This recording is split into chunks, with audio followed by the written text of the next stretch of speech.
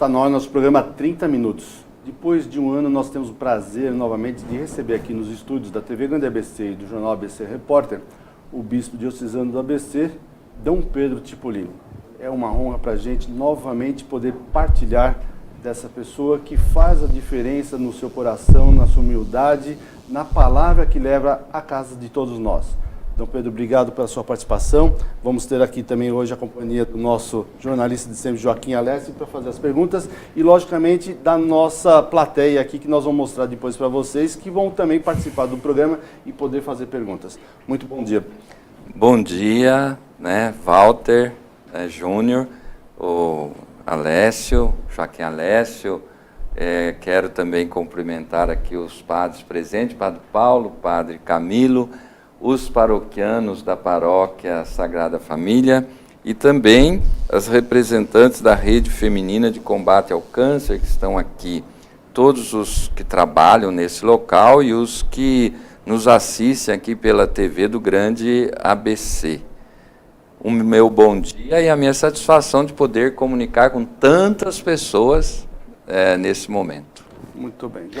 Obrigado pela presença, Dom Pedro Carlos Cipollini.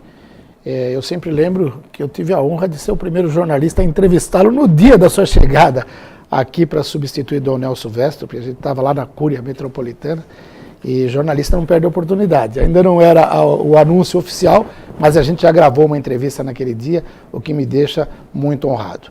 Eu fiquei com a incumbência de apresentar o Dom Pedro para os nossos telespectadores, mas o currículo dele é tão grande, que se eu ficar lendo aqui, amanhã cedo a gente termina. Ele nasceu em Caconde, ele sempre fala disso, e fala com muito bom humor, porque o Dom Pedro tem essa característica, Mas eu destacaria do seu extenso currículo a formação, o doutorado em teologia que ele fez na Itália, residindo em Roma no Colégio Pio Brasileiro entre 1990 e 1992. E destacaria também que na semana passada ele recebeu, para o orgulho total, não só do pessoal de São Caetano do Sul, mas do ABC como um todo, o título de cidadão sul-sancaetanense. Essa Láurea, que foi o primeiro município a propor aqui no ABC essa distinção a Dom Pedro, muito nos engrandece. E quero destacar também, que eu acabo de receber das mãos dele, daqui a pouco vou pedir autógrafo, viu, Dom Pedro? Esse livro, chamado O Bom Samaritano, Paradigma da Misericórdia, escrito por Dom Pedro Carlos Cipollini, e eu já li algumas páginas, e eu faria a minha primeira pergunta, ele vai entregar para o Walter agora o seu exemplar.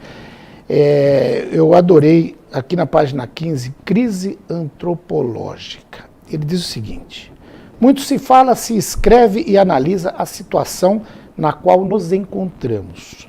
De uma forma simples e lapidar, o Papa Francisco escreve, abre aspas, a crise financeira que atravessamos nos faz esquecer que, na sua origem, há uma crise antropológica profunda, a negação da primazia do ser humano.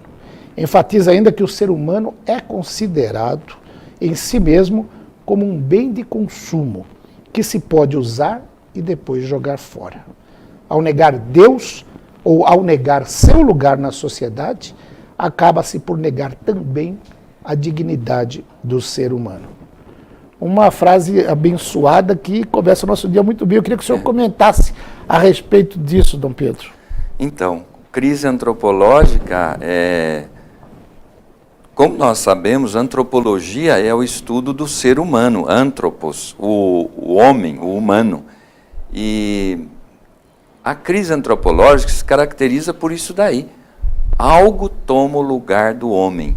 E no nosso caso, nesse momento histórico, é o dinheiro, o lucro, que toma o lugar do ser humano.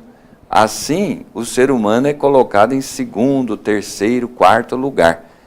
E por que essa crise antropológica existe? É porque o ser humano vai esquecendo aos poucos de Deus. Nós olhamos na cidade, nós vemos assim, isso daqui, quem fez? O homem. Quem fez? O homem. E de repente não precisa mais de Deus. O ser humano acha que ele se basta. E não tendo noção da presença de Deus, o ser humano toma o lugar de Deus, só que ele não tem força para fazer o que Deus faz e pensa que faz. No fundo, essa crise nós estamos vivendo. Olha para os jovens, por exemplo. Os jovens que têm força, que seria uma idade maravilhosa, deprimidos, não têm emprego, não têm perspectiva. Os idosos, como são tratados na nossa sociedade, as crianças. Então, essa crise antropológica se reflete na desvalorização da pessoa humana, da vida, e na valorização das coisas, né, das coisas materiais, né? E nós precisamos vencer esse desafio. Eu vejo aqui com muita satisfação as senhoras, né, desta luta contra o câncer. É uma força para combater essa crise antropológica, no sentido de valorizar quem está doente. Hoje, na nossa sociedade, estar doente, ficar idoso, é um pecado, né? As pessoas escondem os seus doentes, ninguém gosta, até pede desculpa de estar ficando velho, de estar ficando com muita idade.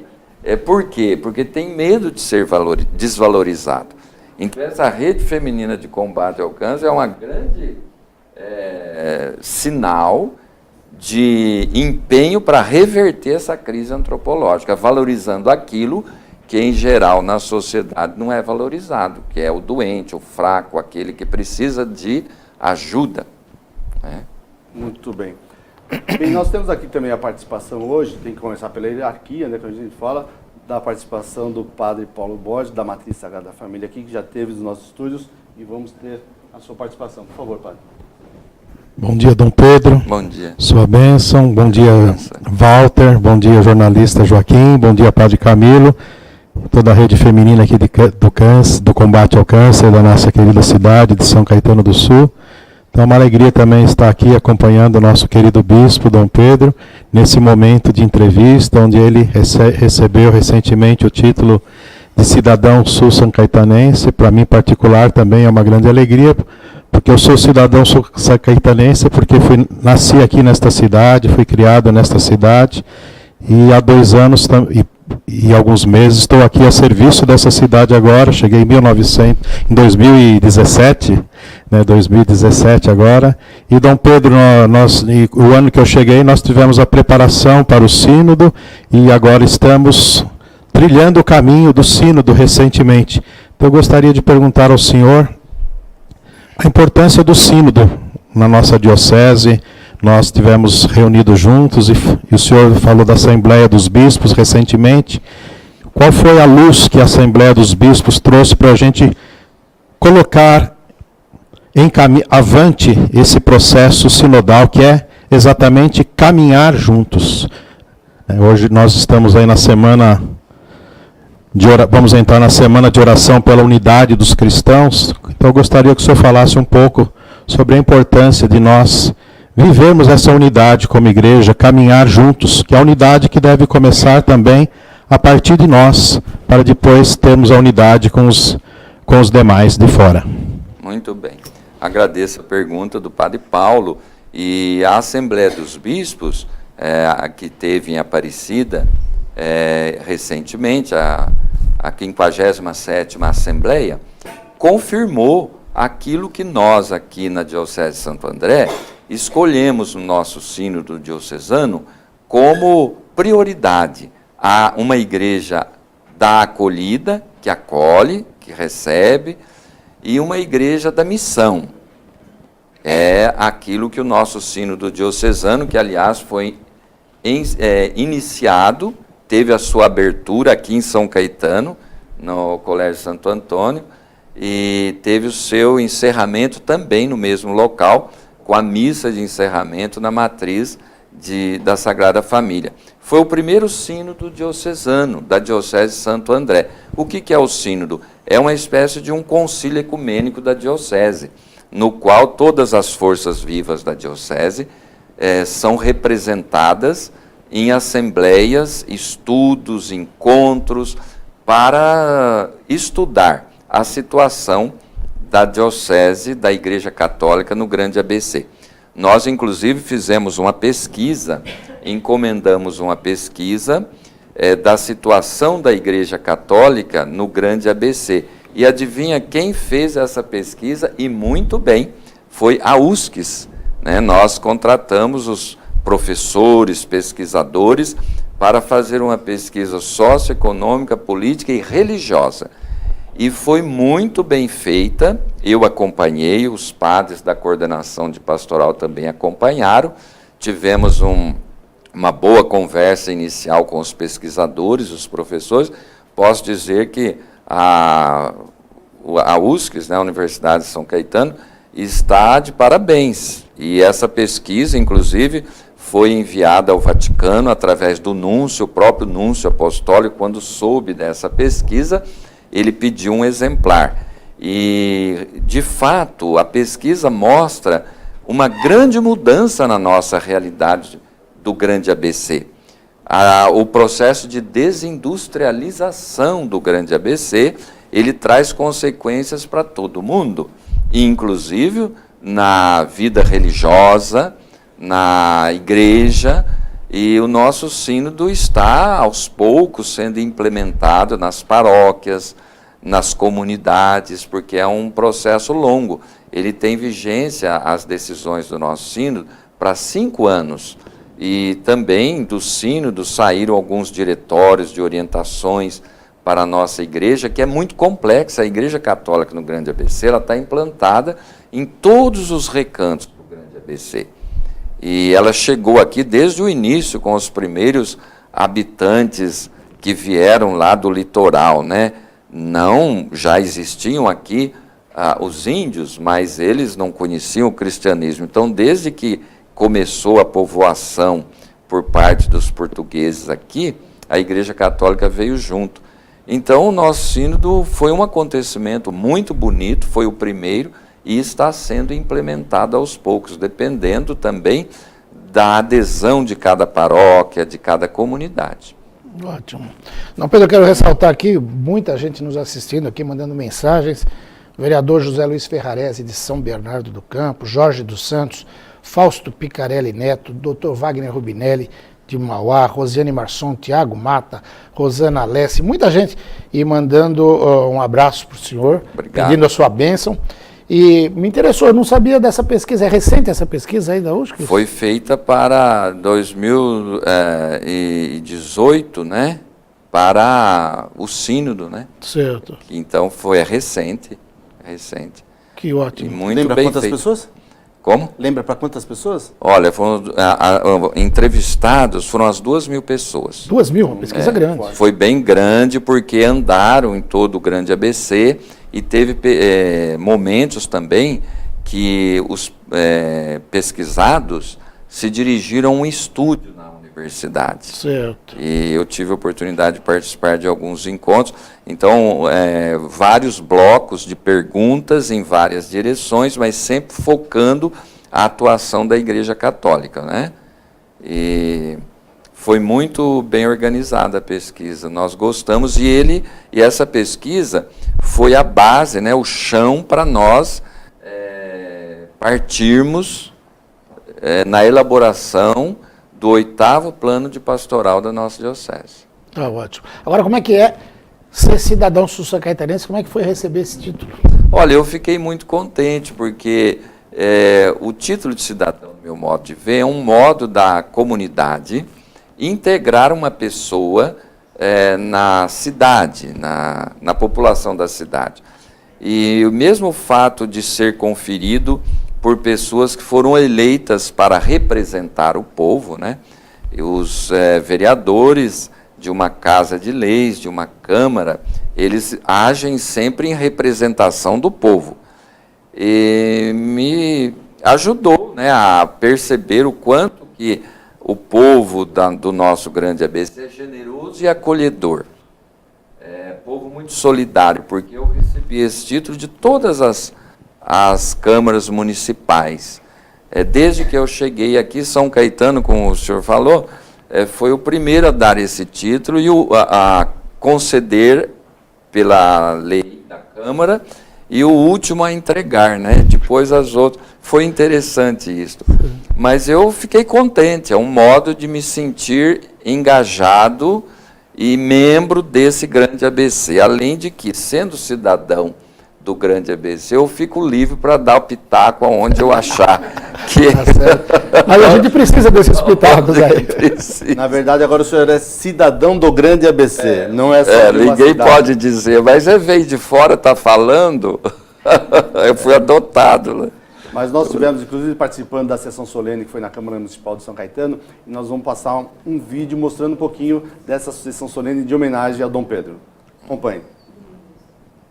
O filho vice-prefeito municipal de Santo André, senhor vereador Marcel Franco Munhoz, segundo secretário desta casa, autor desse título, senhor vereador Ricardo Andreju, senhor Daniel Fernandes Barbosa, secretário municipal da Assistência e Inclusão Social.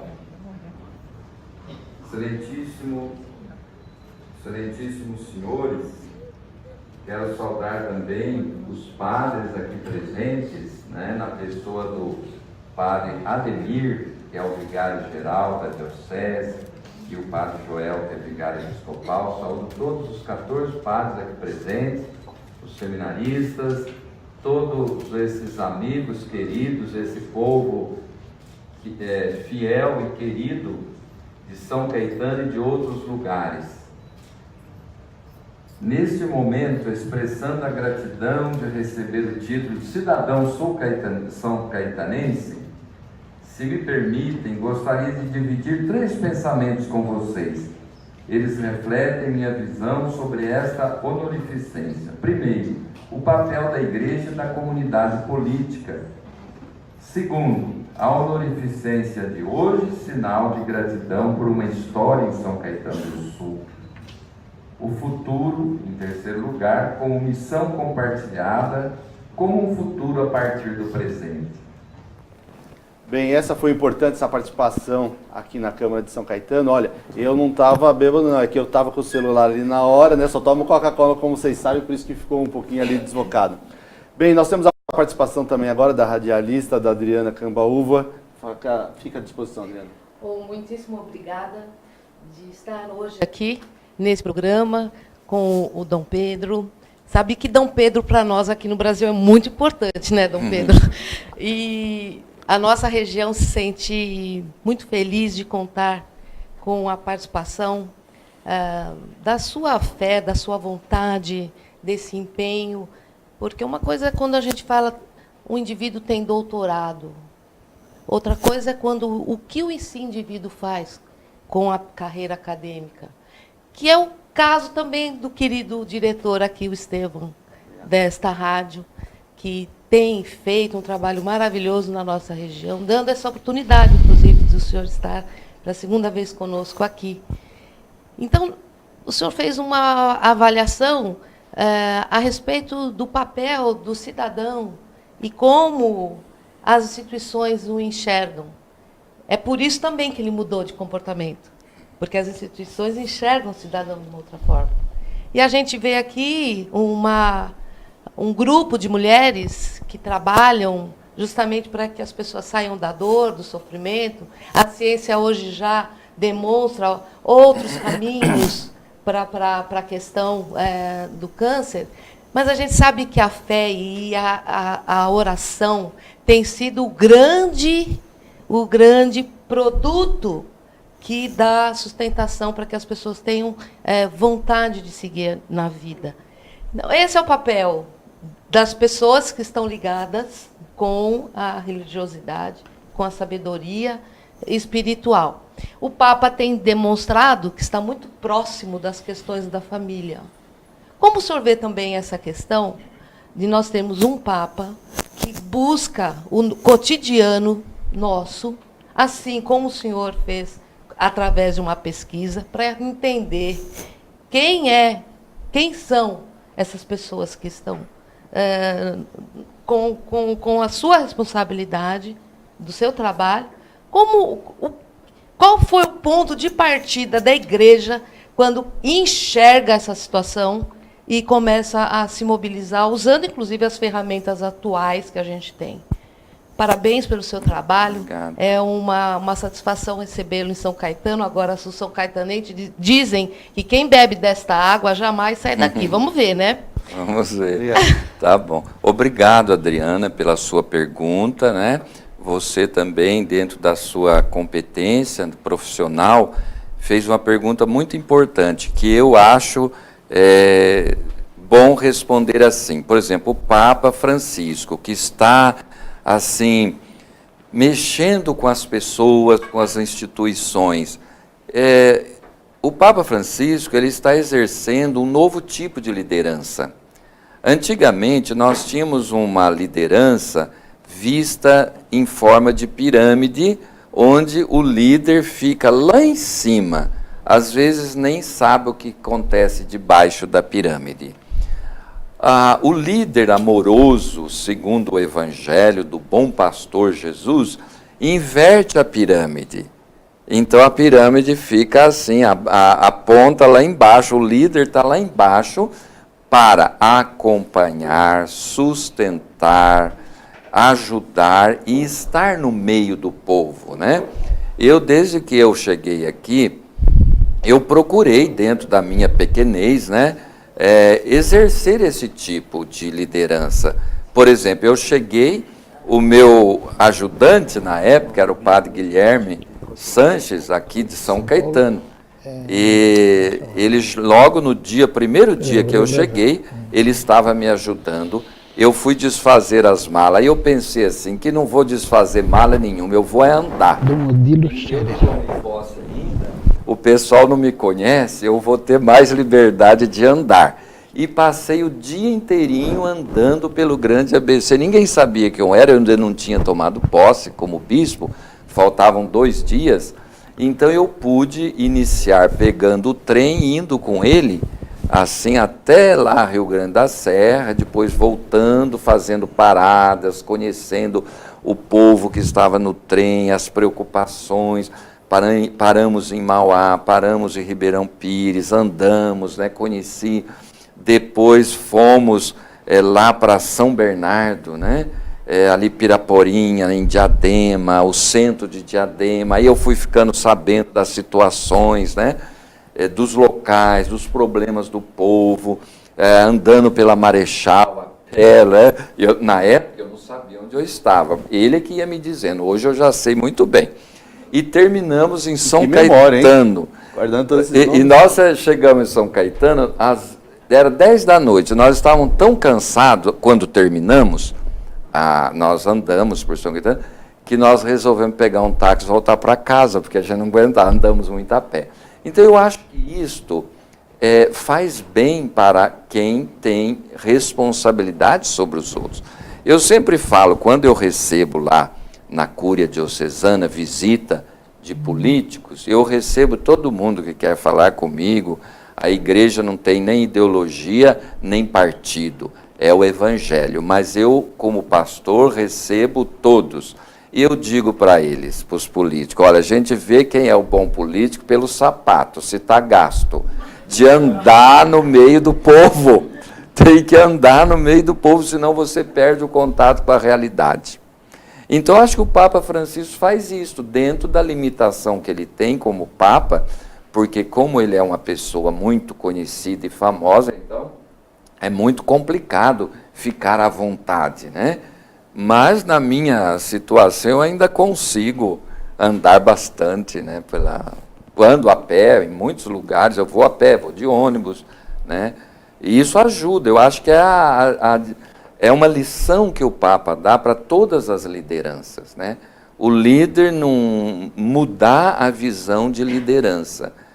E, no fundo, essa mudança vai no sentido daquilo que Jesus Cristo ensinou como liderança. Quem é o maior? É o que mais serve. Né? Então, fico por aí. Muito bem.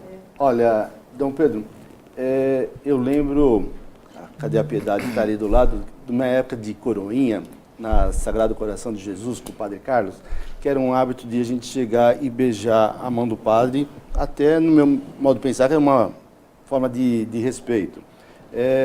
Isso aconteceu toda a nossa vida. Uns meses atrás, eu e o Joaquim tivemos num brunch lá na Sé. Na Catedral Metropolitana.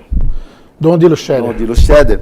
E eu também fui beijar a mão dele e ele tirou a mão. E aconteceu o fato agora com o nosso Papa Francisco também teve essa posição.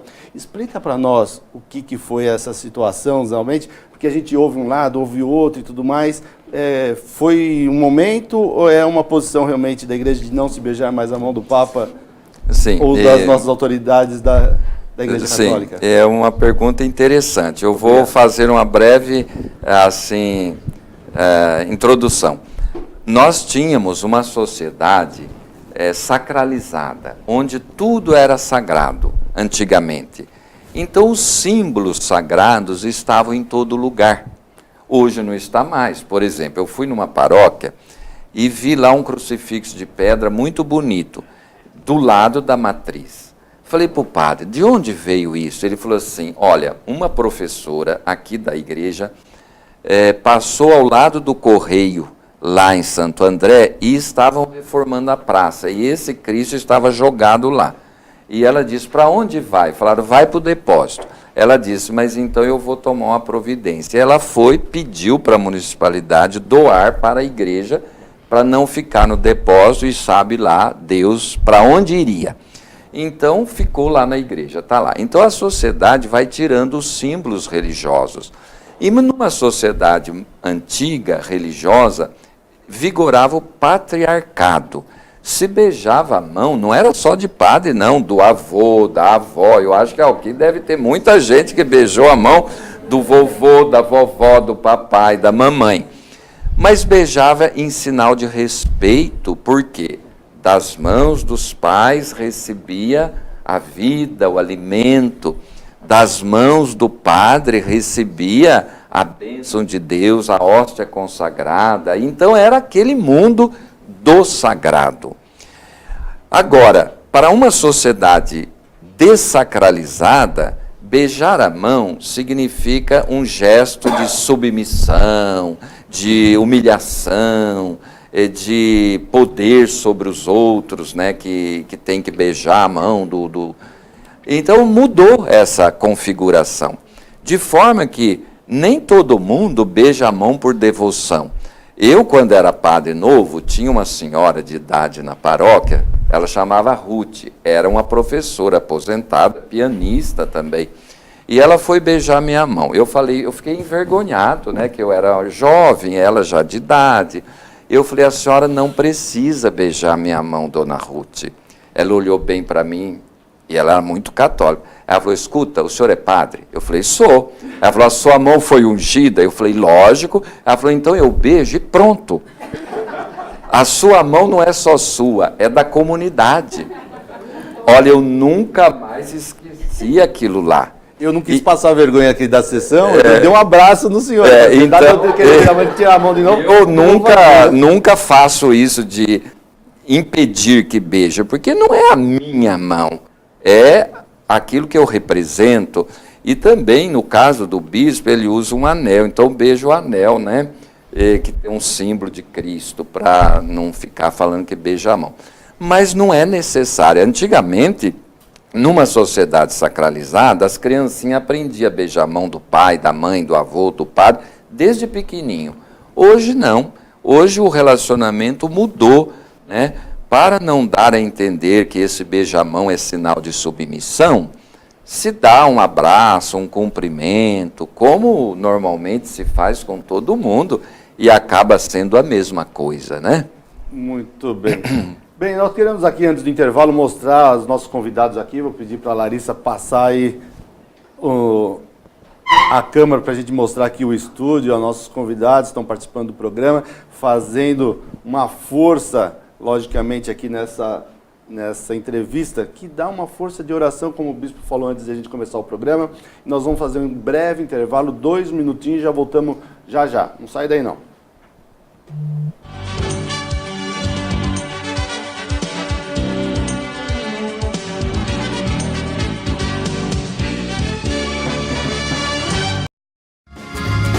Viaje mais, Prepare-se para conhecer os mais belos lugares do planeta, de segunda a domingo em 2 horários, às 13h30 e à meia-noite, na rede NGT Canal 48 Digital e na TV Grande ABC Canal 3 NET. Agora você tem um encontro marcado com Walter Esteban no programa Viaje Mais.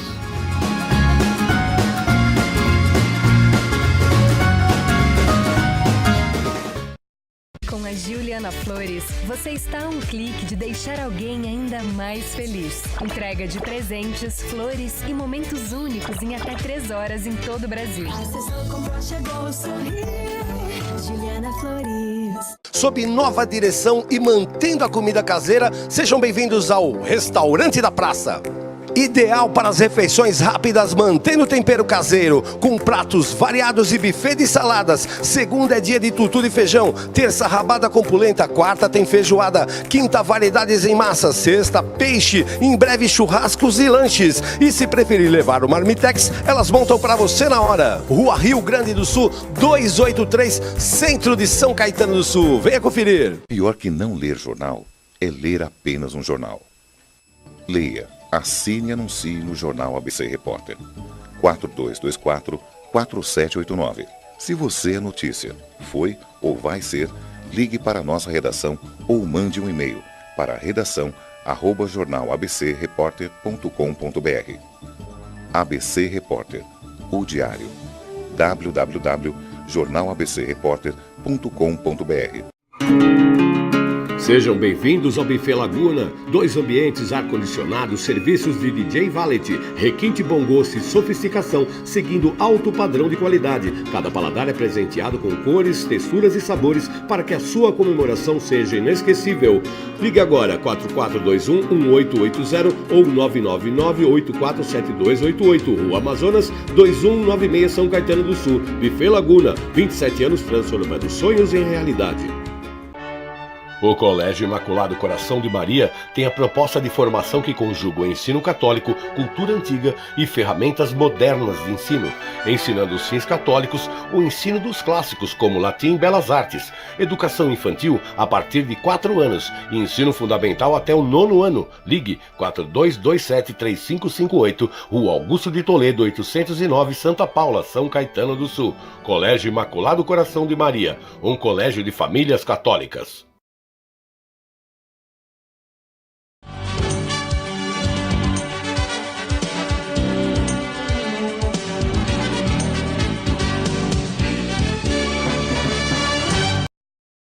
Pode abrir, não tem problema.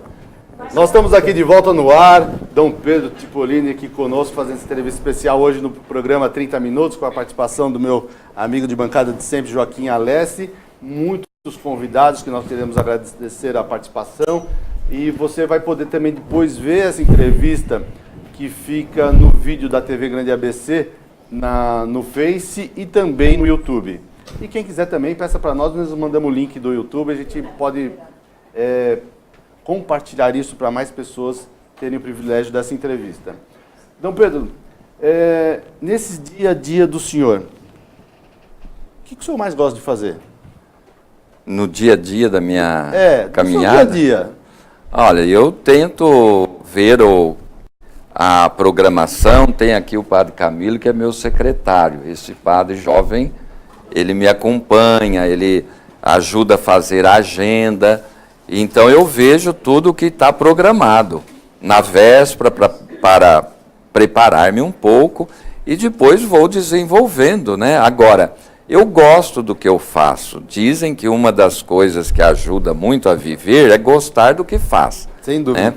Então, eu sempre quis ser padre desde de criança, então eu gosto do meu trabalho e não imaginei assim ser bispo, isso já era demais, né? Mas já que coube para mim, então eu tento fazer o melhor que eu posso. Eu gosto de fazer o que eu faço, né? Assim. Mas, por exemplo, hobby, assim. Eu gosto mais de escrever do que ler, né? Eu gosto de andar. Eu gosto de torcer pro Palmeiras, logicamente. Qual que é o seu? Olha, eu gosto muito de ler, né? Eu fui professor da Universidade Católica de Campinas 25 anos, ao mesmo tempo que era pároco. Eu tanto gostava de estar no meio do povo, de trabalhar, de conversar com as pessoas, como de ler, escrever, as duas coisas, né? Mas hoje a questão de ler, escrever, estudar ficou um pouco bem longe, que pouco tempo, né? Não dá muito tempo. Mas eu gosto muito de conversar com as pessoas, estar no meio do povo, rezar, celebrar com o povo. Eu gosto do que eu faço. Torce? Olha, falar a verdade, se eu sou torcedor, eu sou muito relaxado, porque eu nem sei o nome dos jogadores, nada. Quando eu era jovem, que tinha aquele entusiasmo, eu torcia pelo Corinthians, mas dizem que quem é do Corinthians sempre vai ser do Corinthians, né? Tá bom. Mas não deu uma de político, tá vendo? Não ficou em cima do muro. Bem, nós temos agora a participação do coronel médico Mário Rosas Filho, ele que veio aqui para nossa cidade. Por sinal, mora onde eu nasci, eu e minha irmã, a Elaine, na rua Belvedere, veio para nossa cidade e para comandar, inclusive, o Hospital do Exército, que fica aqui no Cambuci, e teve o prazer de ter aqui estado no nosso estúdio fazendo uma entrevista. Por favor, sua pergunta, coronel. Bom dia, Dom Pedro, bom dia, Walter, espectadores da TV Grande ABC. Dom Pedro, a gente vem acompanhando cada vez mais essa vocação da igreja, esse direcionamento para aqueles mais necessitados, mais pobres. E no Grande ABC, menos em São Caetano, mas em São Bernardo e Santo André, muito mais, nós temos muitas comunidades no entorno da cidade, uma situação econômica muito desfavorável. E eu pergunto ao senhor, como está a atuação da igreja nessas comunidades especificamente, quais são as atividades, qual é a missão principal, o direcionamento nesse tipo de situação em que as pessoas têm muito mais dificuldades no seu dia a dia do que a sociedade em geral? Muito bem, eu agradeço, coronel, a sua pergunta. É uma grande oportunidade também de falar aqui da preocupação da igreja com a situação de pobreza crescente da população. A situação, como o senhor falou, não é tão grave aqui em São Caetano, onde também tem cortiços, tem os vizinhos que vêm, mas em outros lugares a situação é crítica. Para ter uma ideia, nós tivemos fazendo entrevistas com candidatos a trabalhar, né, na Cúria Diocesana, e teve um jovem que falou, olha, eu não posso fazer entrevista porque eu não tenho dinheiro para pagar o ônibus. Estou procurando emprego, mas não tenho condição. Então, a pobreza, a situação do nosso povo está se degradando cada dia, está ficando muito complicado. E, principalmente, nos bairros mais pobres, que estavam começando a melhorar, tem muita gente que provou uma situação melhor e agora voltou para trás, e está numa situação pior e tem até vergonha de falar que está passando necessidade. Agora, o senhor pergunta o envolvimento da Igreja Católica. A Igreja Católica no Grande ABC, desde o primeiro momento, ela sempre com o seu primeiro bispo, o Dom Jorge Marcos de Oliveira, que era um homem muito preocupado com a situação social crítica daquele momento em que o Grande ABC estava se industrializando e chegava gente do Brasil inteiro em situações muito precárias, a igreja sempre se envolveu na promoção dos mais pobres aqui no Grande ABC. Mesmo na década de 80, com aquelas greves, a igreja apoiou os trabalhadores com cestas básicas, né? Todo mundo é testemunha disso, não precisa recordar. Agora, hoje, o que a igreja faz? A igreja não tem uma ação assim tão marcante como antigamente, porque o Estado assumiu muitas coisas que a igreja fazia. Antigamente o Estado não tinha creche, não tinha hospitais. A igreja coordenou, comandou creches, hospitais, orfanatos, mas a igreja ainda tem muita obra social. Porém, a obra caritativa é muito grande, é raro uma paróquia que não dê cestas básicas. Então tem paróquias que conseguem arrecadar E nesse ponto eu admiro muito o povo aqui do Grande ABC, sempre generoso. Quando as paróquias pedem, ninguém nega a ajuda. Haja vista aqui em São Caetano, com essas enchentes, eu vim aqui nas 3 paróquias mais afetadas, né, a Fundação, ali a Prosperidade, né, o Coração de Jesus. Então, ali no bairro São José, eu andei com o padre, os 3 padres me acompanharam, o povo, visitei casas, visitei... então, houve uma generosidade muito grande, uma coleta muito grande de alimentos, de roupa, do que foi nesse material de limpeza. Lá no Rude Ramos, eu admirei uma firma que se ofereceu para doar material de limpeza, né? Até vou dizer o nome, porque tudo que é bom, a gente tem que incentivar. A Bombril mandou galões enormes de material de limpeza para a paróquia São João Batista, em Rude Ramos, que foi uma das paróquias cujo território foi afetado. Então, a igreja serviu como um local de aglutinação de ajuda e de distribuição. A igreja vai fazendo isso conforme vai aparecendo as necessidades, mas uma coisa que fica clara é que a igreja nossa, aqui no Grande ABC, sempre quer estar próximo daqueles que sofrem, principalmente os mais pobres.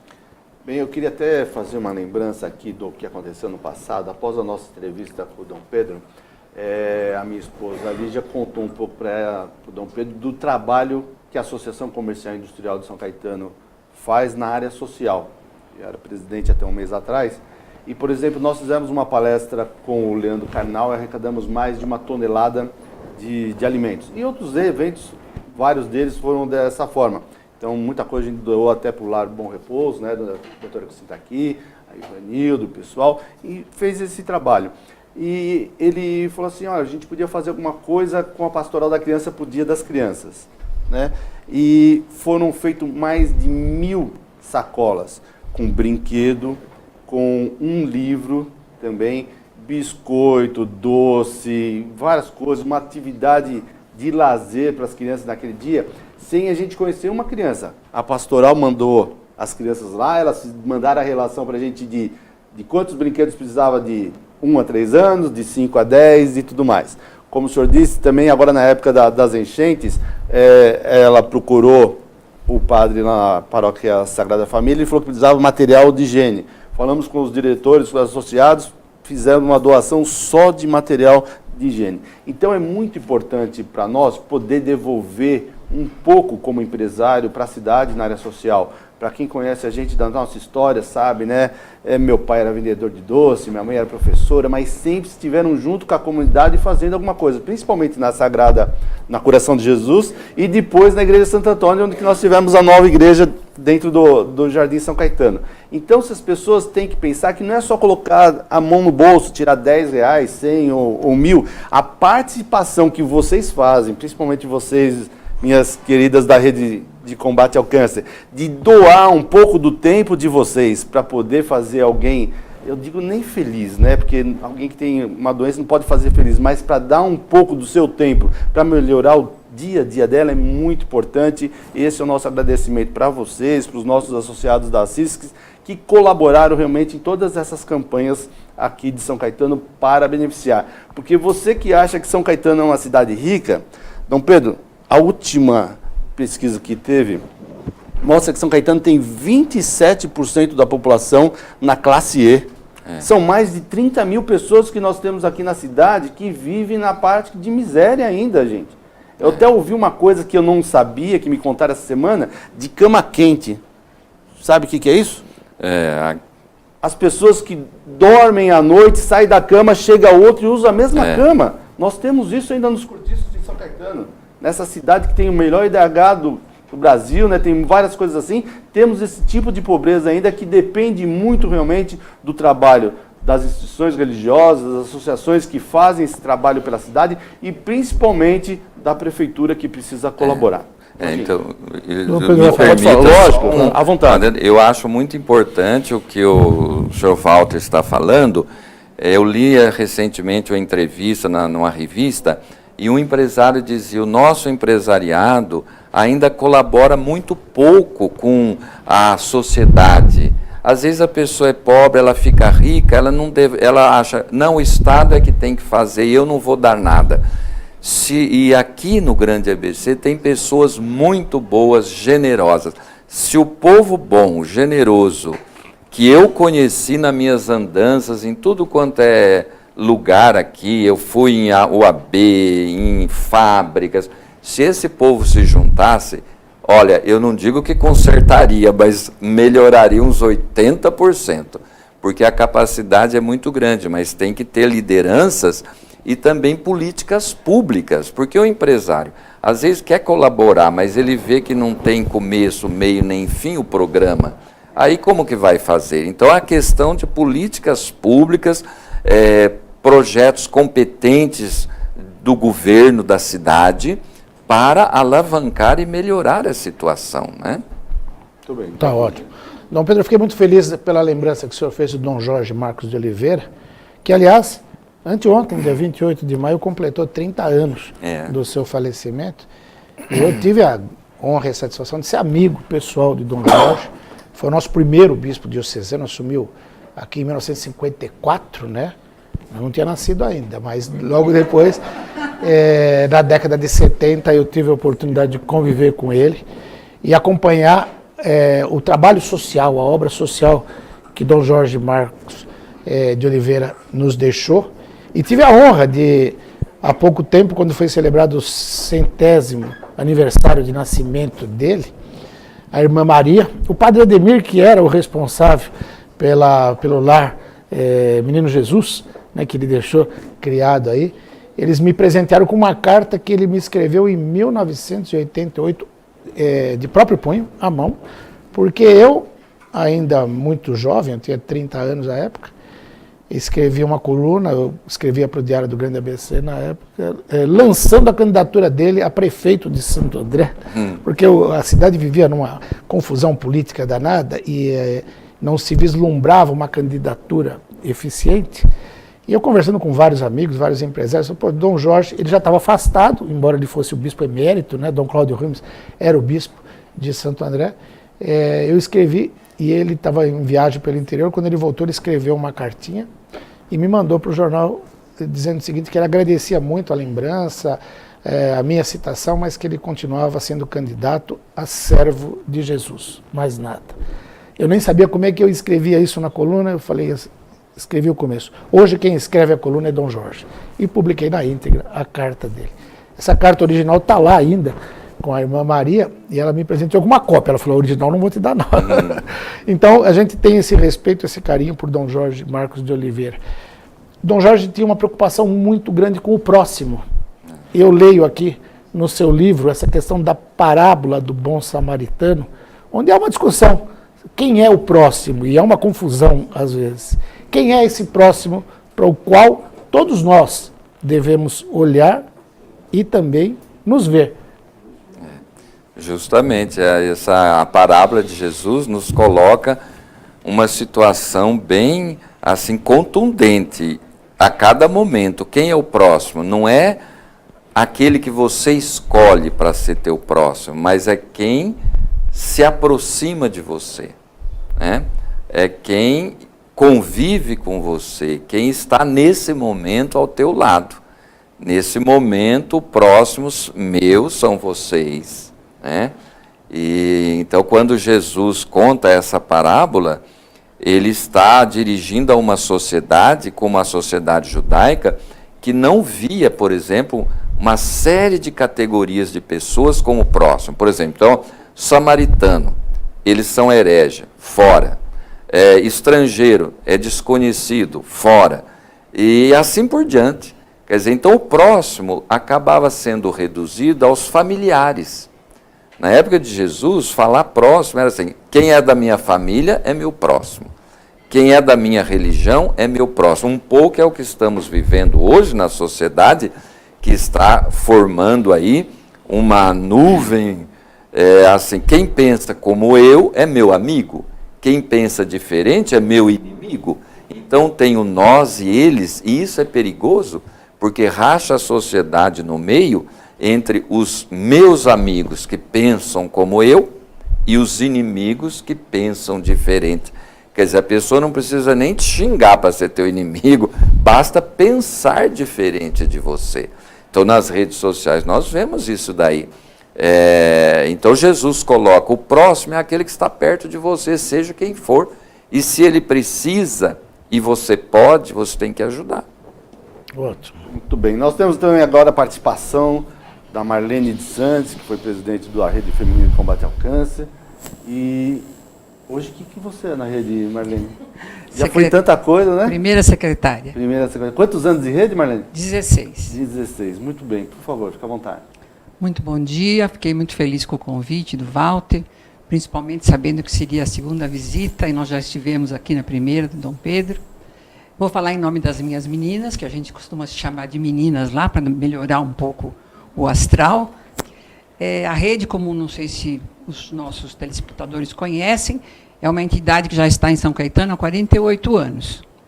Ideologia da dona Carmen Prudente, que é dar o apoio para o doente canceroso e os seus familiares. A gente não atende só o paciente, a gente acaba atendendo também a família, porque quem tem um canceroso na família acaba ficando doente junto.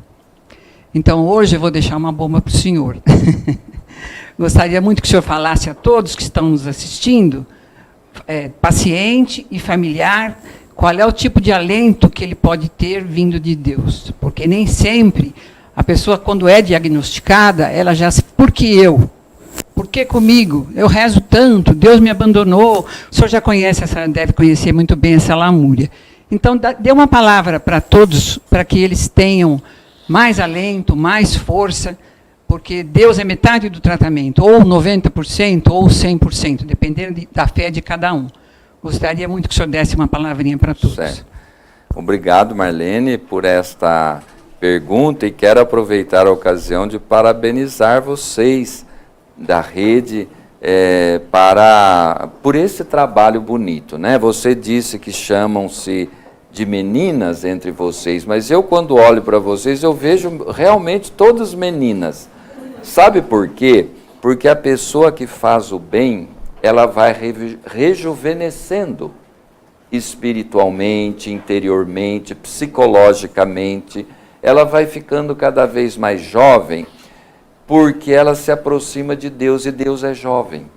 Então, mesmo como diz São Paulo, nosso corpo físico vai se acabando, como uma vela que vai, mas a chama luminosa vai crescendo. Então, realmente, vocês que, ao invés de ficar fazendo tantas outras coisas que poderiam fazer para gosto pessoal, vão ajudar os outros. E essa ajuda é muito importante. A Marlene pergunta, diga uma palavra sobre o que Deus está aí, que pode animar. Eu li um livro daquele médico, o Dr. Cooper, que fez todo aquele teste Cooper, né, de correr, de exercícios físicos, e que era bom para a saúde, a qualidade de vida. Mas no fim da vida ele escreveu um livro que se chama É Melhor Acreditar. Então ele fala da força da fé na vida das pessoas. Ele diz, durante toda a minha carreira de médico, eu percebi que a medicina avançou muito, graças a Deus, e ela pode muito, mas é melhor acreditar porque a fé pode mais, e do que tudo, isto. E olha, um médico, um cientista dizer isto é admirável. Agora, como Deus está diante da pessoa que está doente? Aqui eu me recordo do livro de Jó, que está na Bíblia. Ele que foi tão bom e ficou doente. E ele dizia, mas por quê?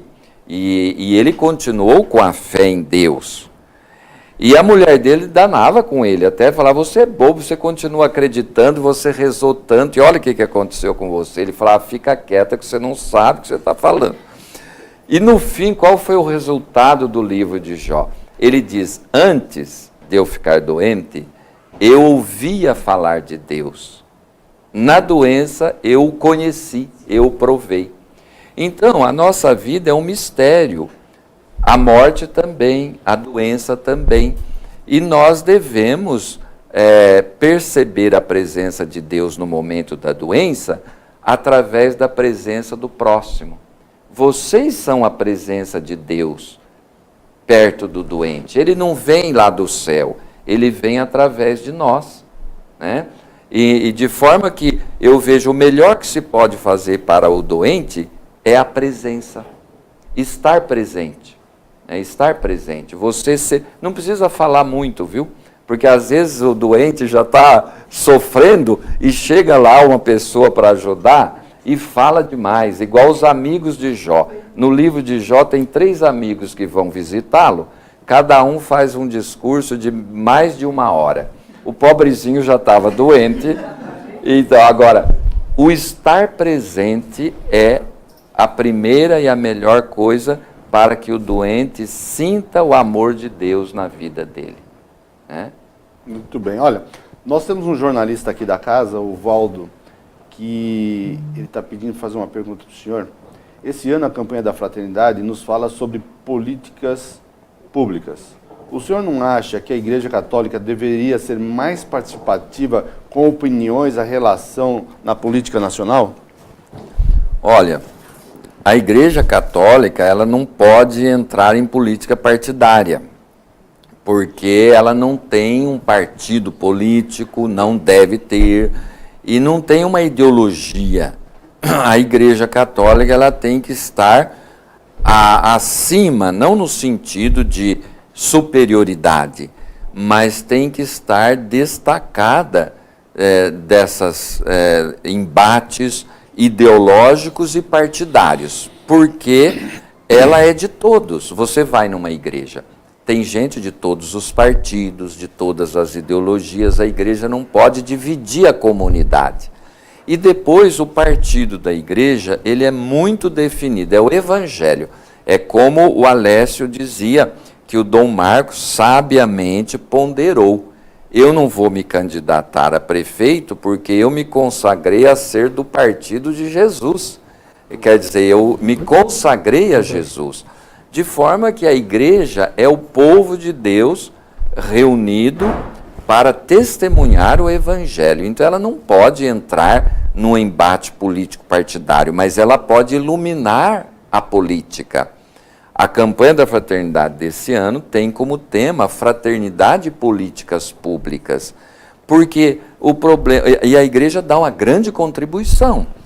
Por exemplo, as políticas públicas, tem um governo numa cidade, ele adota uma série de políticas públicas e estão caminhando bem. Aí vem o outro, joga tudo fora e começa outras. Perda de tempo, perda de recurso, perda de tudo.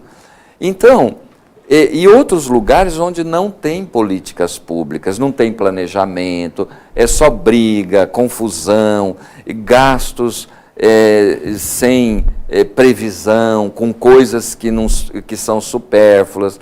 E, então, a igreja ilumina a vida pública com o evangelho, traduzido em propostas concretas, como é a campanha da fraternidade, que fala de políticas públicas. E quantas outras campanhas nós tivemos. Aliás, a campanha da fraternidade completa 41 anos, iluminando a sociedade sobre a questão da violência.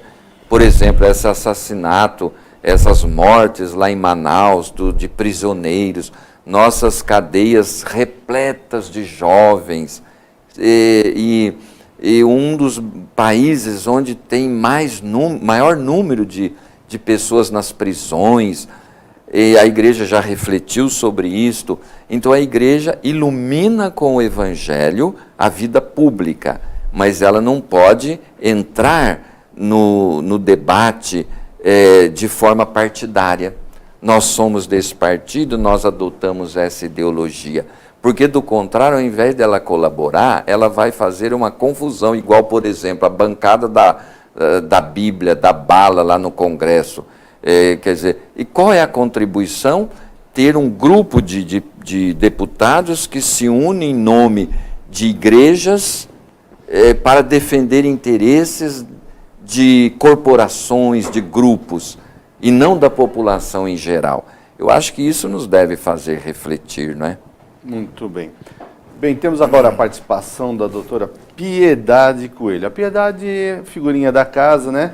Quantos anos já de Jornal ABC Repórter, Piedade? 10 anos.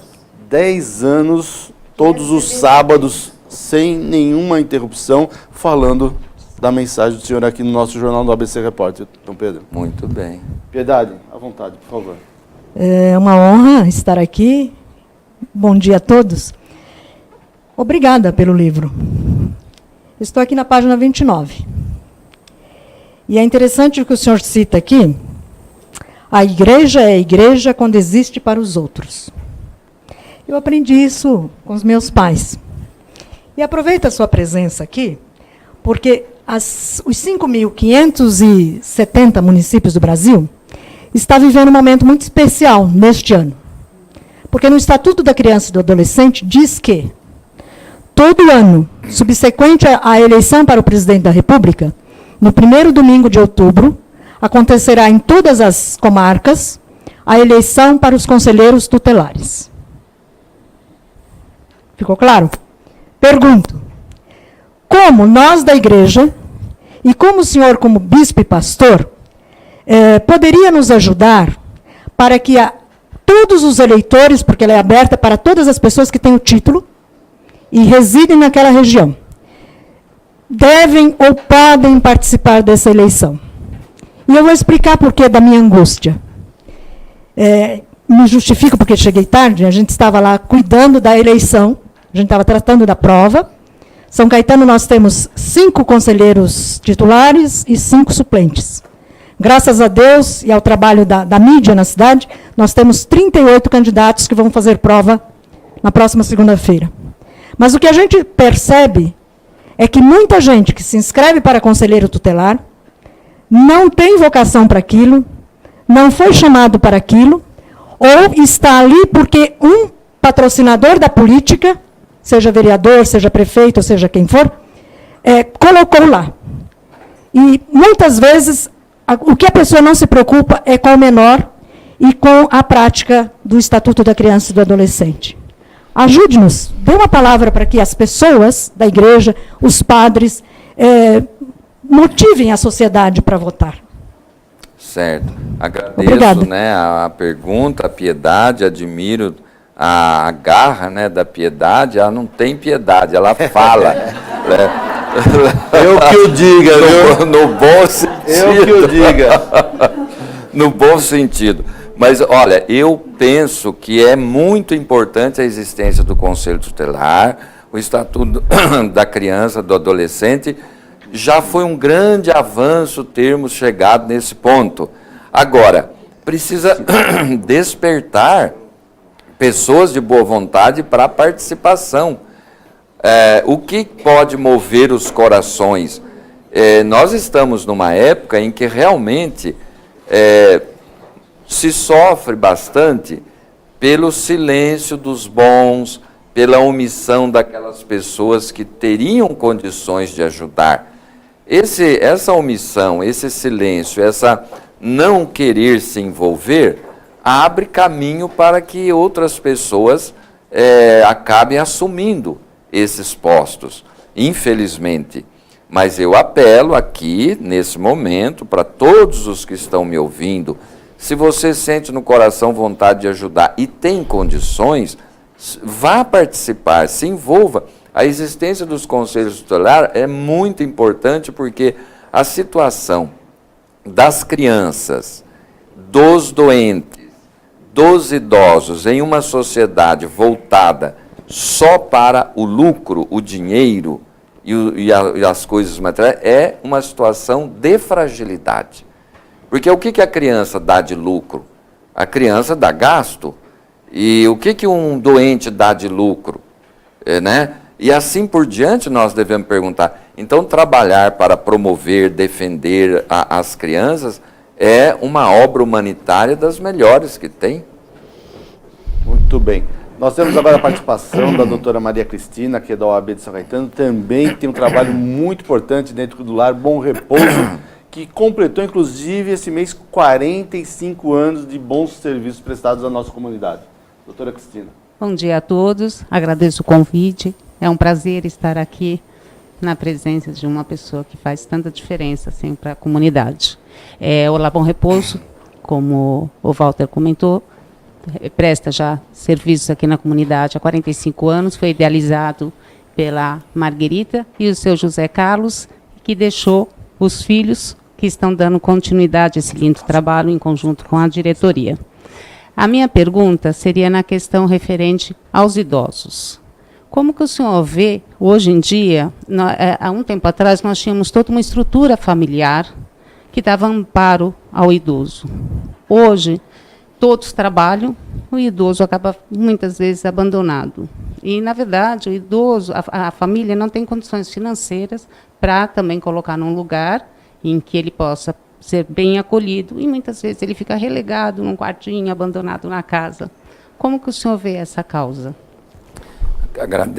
Agradeço a pergunta da doutora Cristina e quero aproveitar para saudar também todos os advogados das OABs aqui do Grande ABC, que eu tive a oportunidade de visitar quase todos e tive a oportunidade de encontrar pessoas muito generosas, com espírito humanitário, que ajudam, como a senhora faz nesta casa de apoio.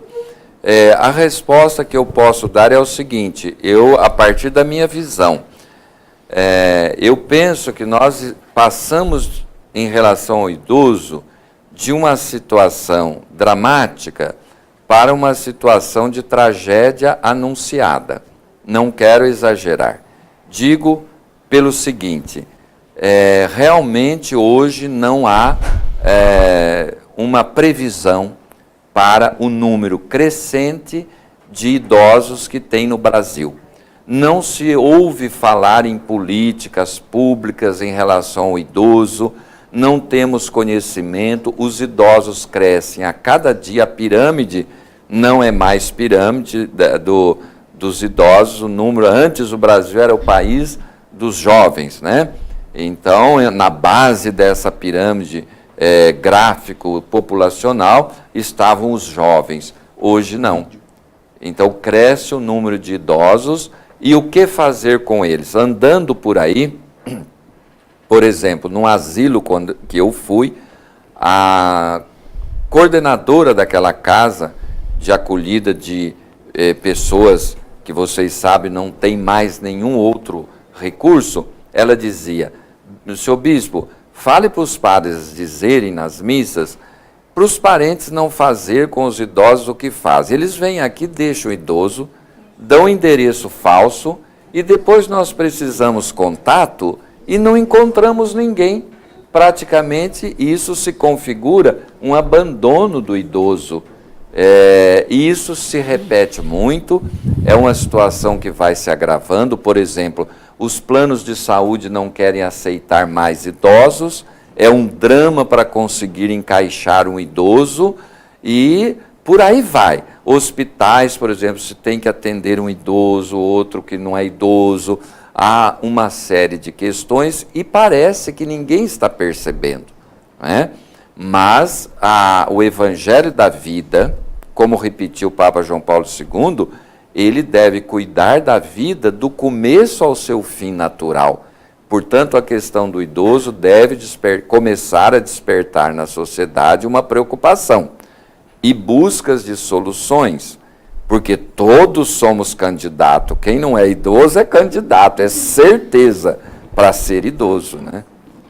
Muito bem, olha, eu tive o privilégio, Dom Pedro, de ir fazer uma peregrinação com o Padre Primo e um grupo aqui de São Caetano, que foi uma das dias mais felizes da minha vida, além da participação do que a gente sente lá pessoalmente, por exemplo, em Jerusalém, por exemplo, e eu pedi para passar um pedacinho aqui de uma entrevista que nós fizemos. Dá para passar aí, meninas? Vamos ver se a gente consegue uma palavra do Padre Primo.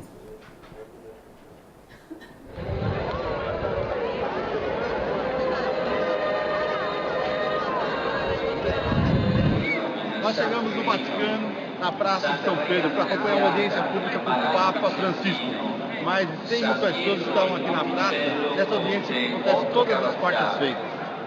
Esaltazione della Santa Croce in tutta pietra.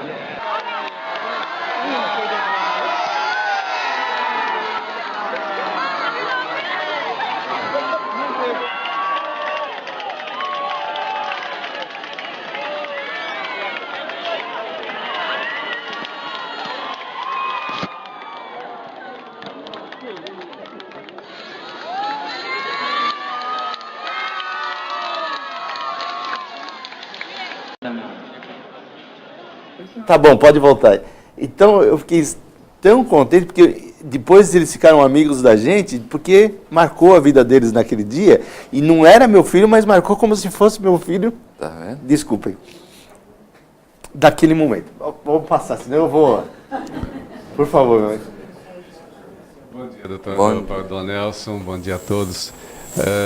Meu nome é Carlos, a gente faz um trabalho de formiguinha aqui também, trabalhando na Pastoral da Saúde e visitando os nossos idosos também nas casas de idosos, né, nas clínicas, e também visitando pessoas doentes nos hospitais municipais. Mas a pergunta que eu quero fazer não é nessa área. Eu, às vezes, nesses momentos de trabalho e coisa, a gente faz pesquisas na internet e a gente vê tantos sites de paróquias, de comunidades, de centros que começaram um trabalho, deixam a página lá e esse trabalho não continua. E acompanhando agora esse trabalho grande que a gente está percebendo que a Diocese está fazendo na área das mídias sociais, e a gente percebe também que a mídia social entrou definitivamente até na política, né? Então eu gostaria que o senhor desse uma pitadinha de como o senhor vê o trabalho da igreja, de levar o evangelho, de levar esse atendimento aos idosos, aos doentes e todos aqueles que necessitam, principalmente ao nosso próximo, né? Usando e se servindo, e qual o papel da rede social nesse ministério. E o Carlos esteve conosco nessa peregrinação, viu, com o Padre Primo? Ele que foi o Muito culpado bem. de alimentar o pessoal. Agradeço a pergunta do Carlos, e já que você me chamou de Dom Nelson, eu quero mandar uma saudação para o Dom Nelson. Eu quero mandar um grande abraço para ele, que se ele estiver assistindo, se sinta saudado por mim. Né? Não, foi boa a lembrança dele, né, que me possibilitou enviar esse abraço. Agora, eu penso duas coisas, né? A igreja, no momento atual, a nossa igreja aqui no Grande ABC, ela parece que devagarinho as várias instâncias da igreja vão assumindo processos de evangelização através das mídias. As paróquias têm seus sites, né? Nós temos a pastoral das comunicações, que tem à frente o Padre Tiago, que é jornalista formado, com um curso muito bom feito na Itália, e outros padres, né, e membros da pastoral, da PASCOM, Pastoral das Comunicações, que está presente em quase todas as paróquias. Quer dizer, o processo de evangelização é importante, a igreja não pode ficar fora. O próprio Jesus disse: o que ouvirdes em segredo, proclamai-o nos telhados. Até o telhado é onde tem as antenas, né, dos meios de comunicação social para divulgar a boa notícia. E, sem dúvida, é uma riqueza os meios de comunicação social. Eles fazem levar coisas maravilhosas. Por exemplo, nós temos, agora começamos, todo dia de manhã, uma pequena mensagem dada pelo bispo ou por um padre, que é divulgada assim para começar o dia. Nós temos um espaço na TV Mais, né, que desde que eu cheguei aqui, nós temos todos os dias uma fala sobre o Evangelho. 18 horas. 18 horas. O Carreiras, né, que propicia a Igreja Católica esse momento.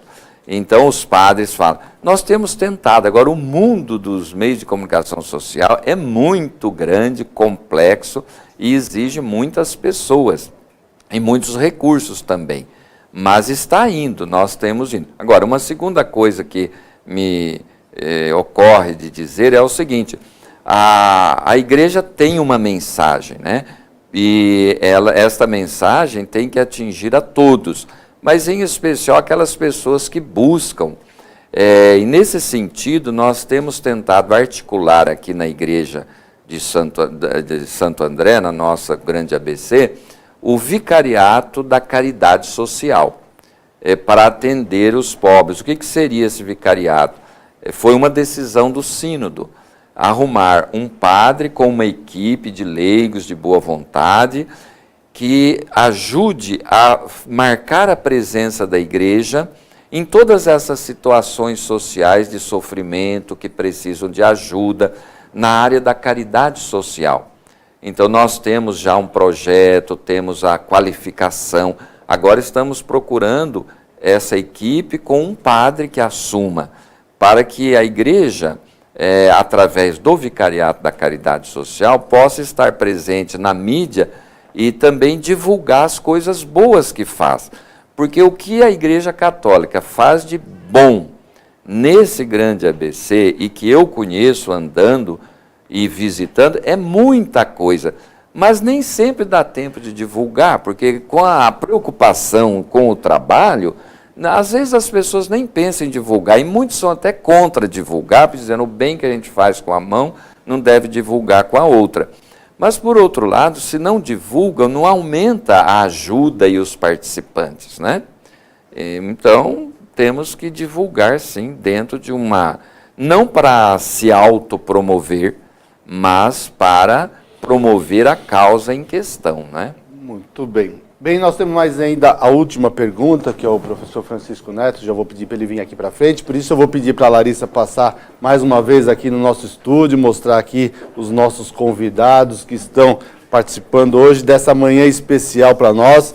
Nós passamos bastante do horário, até pedir desculpa para o nosso próximo jornalista do programa, A Hora de Esporte, que vai ter um programa em seguida, que está bem atrasadinho, mas é importante a gente ter esse momento diferenciado aqui para a gente poder levar essa palavra do Dom Pedro.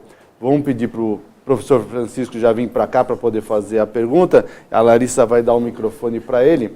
E, por enquanto, eu queria dizer para vocês que o jornal ABC Repórter, a TV Grande ABC, sempre está à disposição da comunidade. E, Dom Nelson, da mesma forma que o Carreira está dando... Dom Nelson de novo, né? Foi ato falho, né? Ato falho. Dom Pedro... Tá vendo? Me pegou.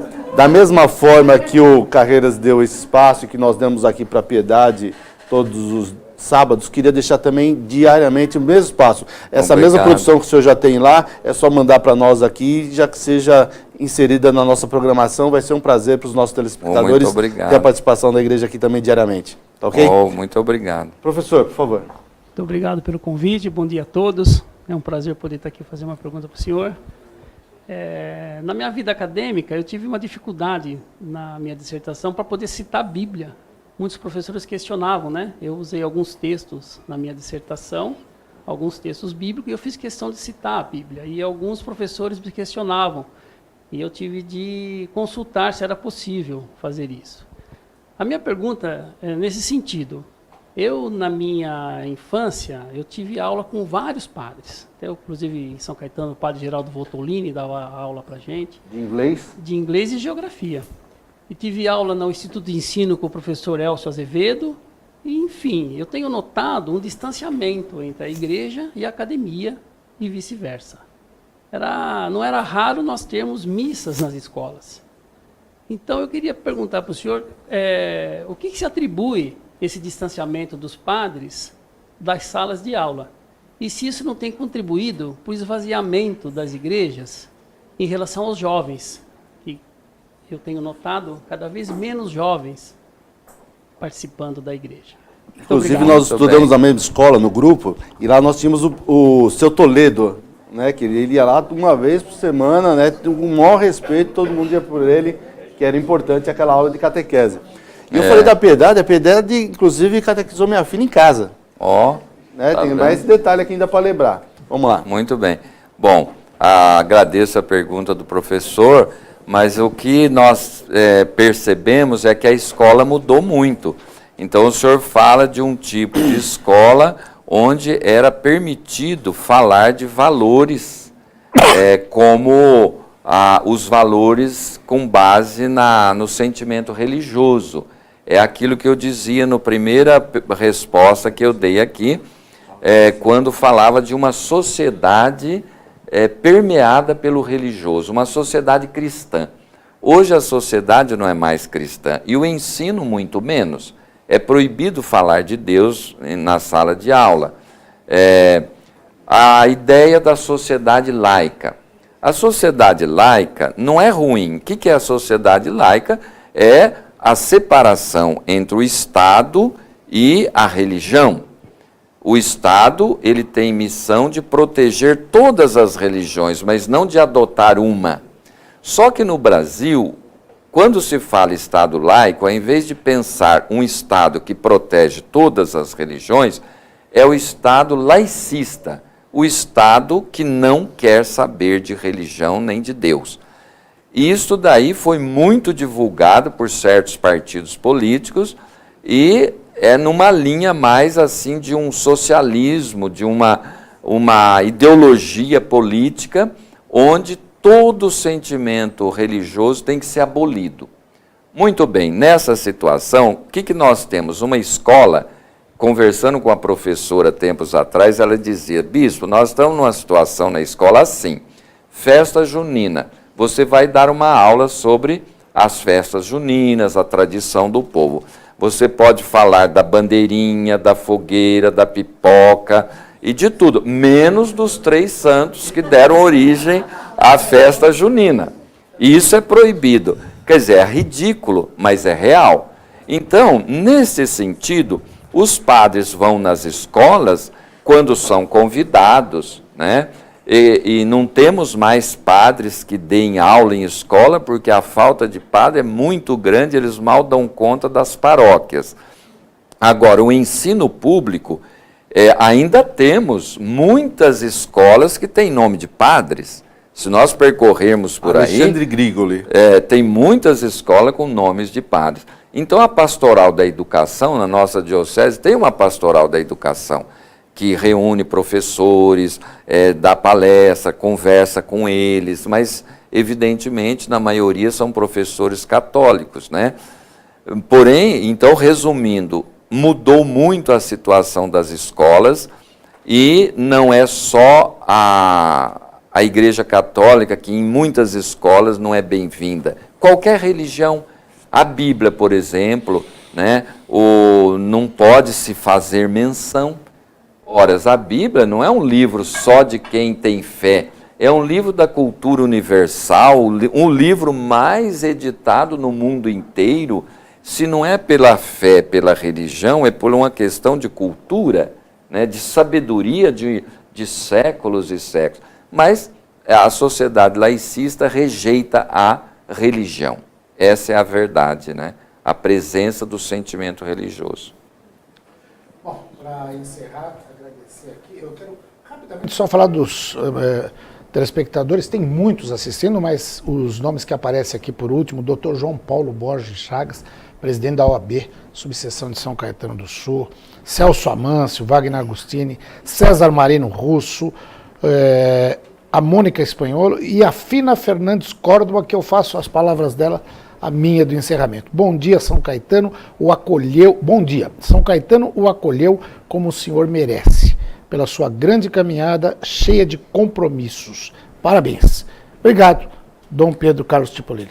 Eu que agradeço a oportunidade de falar aqui, né, na TV do Grande ABC e também de estar com vocês, né, com o Alessio, com o Walter Júnior e todos vocês aqui, conversando sobre a nossa realidade e buscando a luz de Deus para fazermos sempre o melhor, porque a alegria nossa de quem acredita em Deus é que Ele está no meio de nós e nunca nos abandona. Coragem, portanto, vamos em frente. Amém. Obrigado. Muito bem, a todos, nosso muito obrigado, Dom Pedro, de tirar esse tempo dele hoje, que foi importante para nós aqui, mostrar para os telespectadores o que ele pensa e que é importante para nós também. Quero fazer um agradecimento aqui a todos os nossos convidados, em especial aqui até meu amigo Laércio Faria, que está aí escondidinho ali atrás, ó, que foi companheiro da Paróquia Sagrada Coração de Jesus, né? E agradecer a todos. E fiquem sempre na nossa programação, nós temos um almoço aqui ainda rapidinho que está bem atrasado, e agradecer a todos vocês pela participação e que todos voltem para os seus lares, encontrem a todos os seus entes queridos com muita saúde, paz e alegria. Até mais, um abraço para todos. Muito obrigado.